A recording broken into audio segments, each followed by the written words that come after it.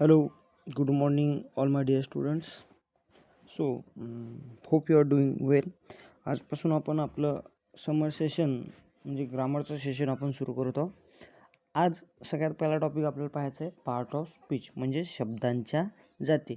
आता शब्दांच्या जाती म्हणजे काय की एका शब्दांमध्ये म्हणजे एका सेंटेन्समध्ये कोणकोणत्या प्रकारचे शब्द येऊ शकतात. आता सेंटेन्स म्हणजे काय आपण बघितलं आहे. What is mean by sentence? Sentence म्हणजे शब्दांचा असा समूह जो एका प्रॉपर अरेंजमेंटमध्ये आहे. Sentence is a group of word which are arrange in proper manner which has meaning. ठीक आहे. मग त्यापैकी पहिलं बघायचं आहे आपल्याला नाऊन. त्याला मराठीमध्ये म्हणतात नाम. काय म्हणतो आपण त्याला मराठीमध्ये? नाम. शिवमसोबत बोलायचं आहे. काय म्हणतो आपण त्याला? नाम. ठीक आहे. आता नाऊन म्हणजेच काय तर a name given to any place people or thing is called as the noun. एखाद्या व्यक्तीला, एखाद्या वस्तूला, एखाद्या ठिकाणाला जे नाव दिलं जातं तिला काय म्हणतो असतो आपण? नाम. जसं की माझजवळ मोबाईल आहे, मी माझ्या मोबाईलमधनं तुम्हाला बोलत आहे म्हणजे काय करतो मी?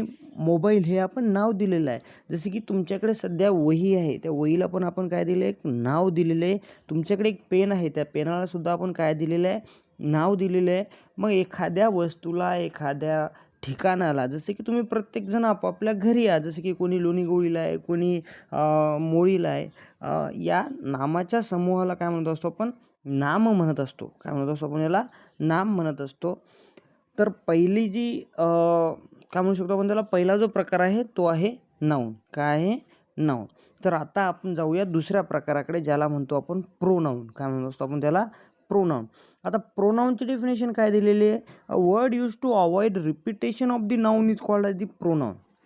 म्हणजे एक जे नाऊन आहे त्या नाऊनचं रिपिटेशन व्हावं नाही परत म्हणून काय त्यासाठी जो शब्द वापरला जातो त्याला म्हणलं जाते प्रोनाऊन. आता असा शब्द कोणता आहे? जसं की बघा आपण म्हणू शकतो की मी सेंटेन्स करतोय की प्रेम, सचिन आणि वीर.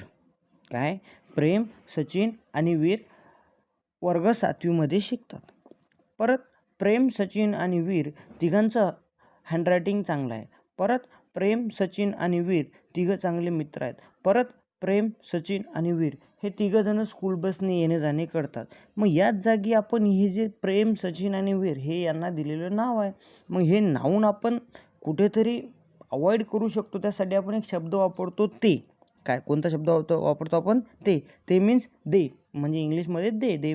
मराठीमध्ये त्याचं होते ते. मग काय? प्रेम, सचिन, वीर चांगले मित्र आहेत. ते वर्ग 7वीमध्ये शिकतात.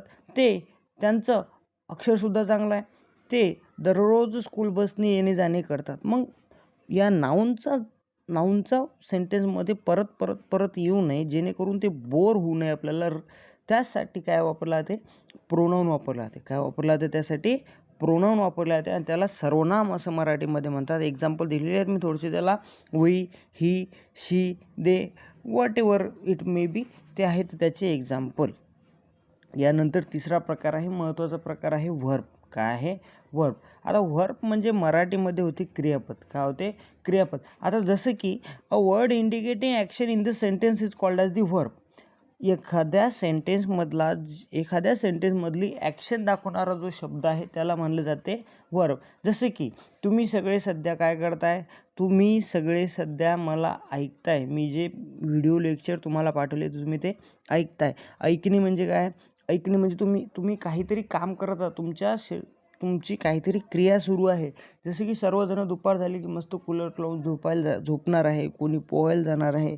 कोणी बसणार आहे. कोणी ऑनलाईन कोणता गेम आहे तो ती गेम खेळणार आहेत. फ्री फायर खेळणार आहात तुम्ही सगळेजण. म्हणजे खेळणे आहे, पोहणे आहे, झोपणे आहे, बोलणे आहे, हे सगळे काय आहेत? ॲक्शन दाखवत आहेत. तुमची कृती दाखवत आहेत आणि अशा शब्दाला काय म्हणलं जाते? क्रियापद म्हणलं जाते. अशा शब्दाला आपण म्हणत असतो क्रियापद. आता क्रियापद खूप सारे आहेत. क्रियापद अनलिमिटेड क्रियापद आहेत.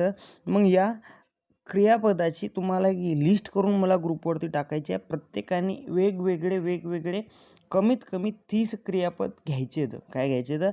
30 क्रियापद घ्यायचे तर त्याचा V1 V2 आणि V3 म्हणजे V1 V2 V3 काय V1 म्हणजे साधा काळ आहे, V2 म्हणजे त्याचं दुसरं रूप आहे, V3 म्हणजे त्याचं तिसरं रूप आहे. अशा प्रकारे गुगलवरती जाऊन सिम्पल अँड इझी व्हर्ब असं टाकून तुम्ही ते लिहून मला ग्रुपवरती पाठवायचे आहेत. ठीक आहे. आणि याच्यानंतरचा एक लास्टवाला टॉपिक आहे आपला, तो आहे ॲडव्हर्बचा. काय आहे तो टॉपिक? ॲडव्हर्बचा. आता ॲडव्हर्ब म्हणजे मराठीमध्ये त्याला म्हणतो आपण क्रियाविशेषण. काय म्हणतो आपण त्याला? क्रियाविशेषण. आता विशेषण म्हणजे काय? विशेषण म्हणजे काहीतरी विशेष आलं आहे त्याच्यामध्ये. काय आलं आहे? विशेष. तर कोणाबद्दल विशेष आलं आहे? इथे आलं आहे क्रियेबद्दल. कोणाबद्दल आलं आहे? क्रियेबद्दल म्हणजे व्हर्बबद्दल.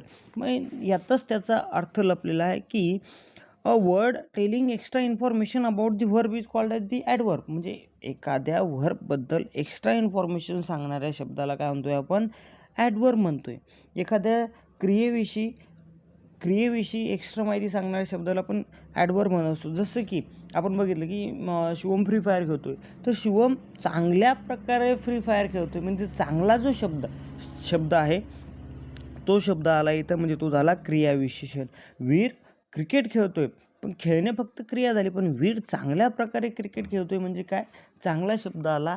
या शब्दाला आपण म्हणत असतो क्रियाविशेषण म्हणत असतो. क्रियेविषयी विशेष माहिती सांगणाऱ्या शब्दाला क्रियाविशेषण म्हणत असतात. ठीक आहे.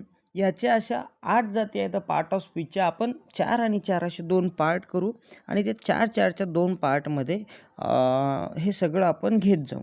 ठीक आहे. तर पार्ट ऑफ स्पीच म्हणजे शब्दांच्या जाती हे समजून घ्या. शब्दांच्या जाती म्हणजे एखाद्या वाक्यामध्ये किती प्रकारचे शब्द किंवा किती प्रकारचे काय म्हणू शकतो आपण त्याला, त्यांचं मीनिंग काय काय आहे, त्यांचं नेमकं अर्थ काय आहे ते समजून घेण्यासाठी आपण हे पार्ट ऑफ स्पीच सुरू केलेलं आहे. तर सर्वांनी हे सगळ्याच्या नोट्स त्यांच्या हँडरायटिंगमध्ये लिहून मला ग्रुपवरती टाकायच्या आहेत. पेजच्या फॉर्मॅटमध्ये. उगाच टेक्स्ट न करता सगळ्यांनी हे पाठवायचं आहे. ओके. थँक्यू.